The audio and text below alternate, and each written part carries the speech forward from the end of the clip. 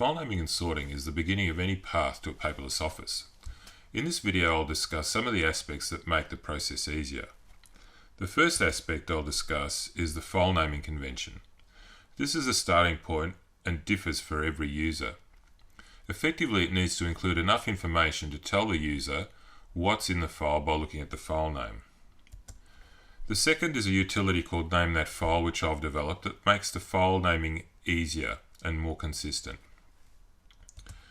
Then file sorting and organisation. I'll discuss some of the aspects of sorting your files into folders so you can find them more easily. Lastly, it's using NameThatFile again to help sort your files into folders. Let's begin with the file naming convention. So these are the parts of the file name that I feel cover most of the situations with my files that fall into the small office, home office, bookkeeping space. The first part is the date. Now some might argue there's no need for a date as it is in the metadata. The problem is that with scanned files, for example, the date of the invoice or correspondence is more relevant than when it was scanned, so I prefer to have it. I use ISO 8601 with a date in reverse order. This ensures that wherever files are stored, they're in chronological order. I always put the date at the beginning for the same reason. The next is the document type. This could be an invoice, a letter, renewal statement, or any number of common types of document. I have a personal and several business entities that receive documents, so I have termed this entity being who the document is intended for or to. Next part is who the document is from. This could be a supplier, an individual, or an organisation. I sometimes include a number, particularly if there are multiple files with the same details and date.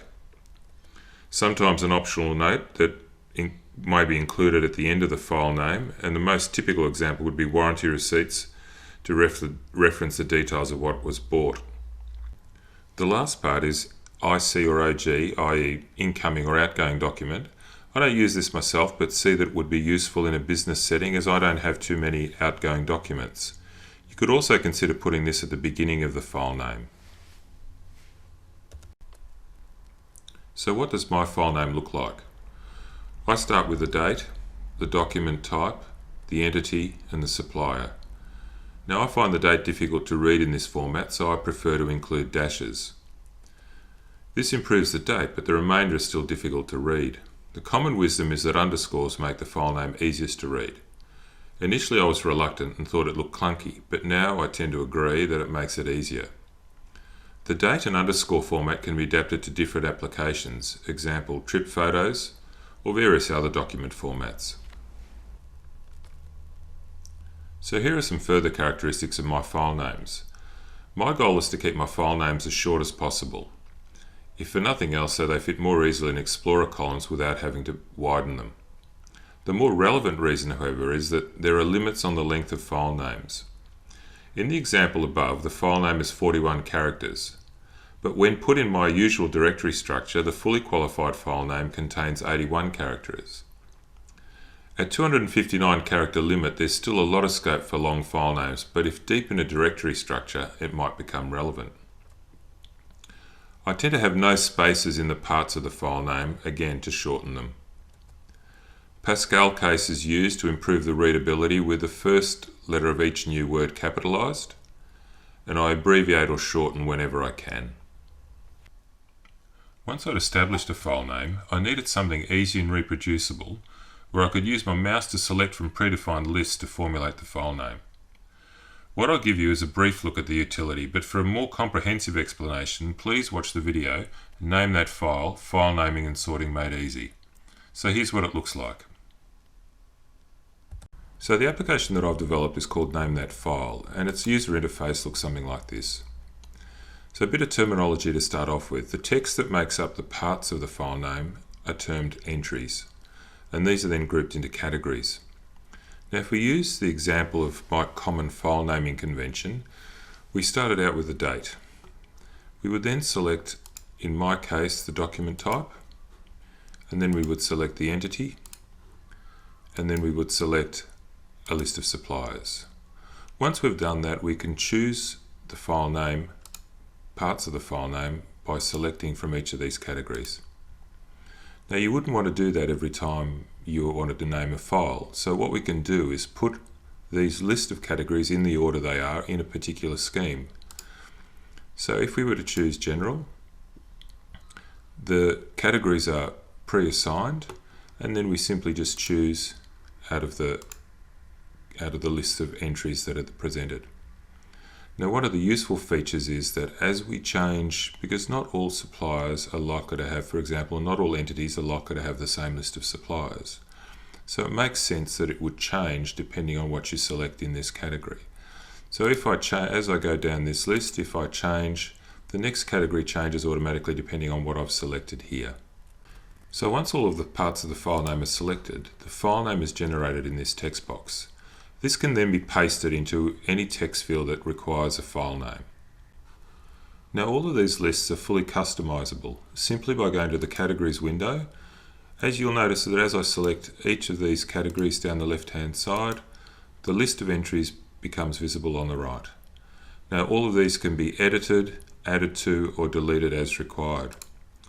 Similarly, schemes can be outlined, and as you'll notice, the predefined order of categories is shown here. These can be modified, the order changed, different categories selected, and then saved in a scheme, either the existing scheme edited or a new scheme set up. Now, this is just a glimpse of what NameThatFile can do, and I'd encourage you to try the 30-day free trial.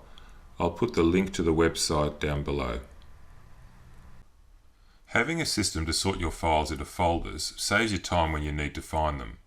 This is how I organise my files. So here are a couple of files I might typically have. The first option is to have them simply sorted by entity. The second is to further sort them into financial year. This is a popular scheme with bookkeepers and accountants. My preferred method is in fact the reverse, with the highest folder being financial year and then the entity. In fact, I further sort them into supplier. This seems to give me a good balance between finding files quickly without having to click too far through a folder structure. I felt that putting them into a document type was a step too far. Consistency sorting your files into folders is important if you were to find them easily. I use NameThatFile to help, and this is how it works. So when I select Sort Files, I'm presented with this window. The first thing to do is to select a source folder where all my files reside. I have the choice of either browsing for a folder or choosing from a list of folders that I've used previously, and this second one contains a list of files that all have the same file naming convention, all with entries or parts delimited by underscores. When I select this, you'll notice that NameThatFile has the file name to the left, and each of the parts have been put into columns. What this allows me to do is subsequently use these columns as file headings or folder name headings to sort my files.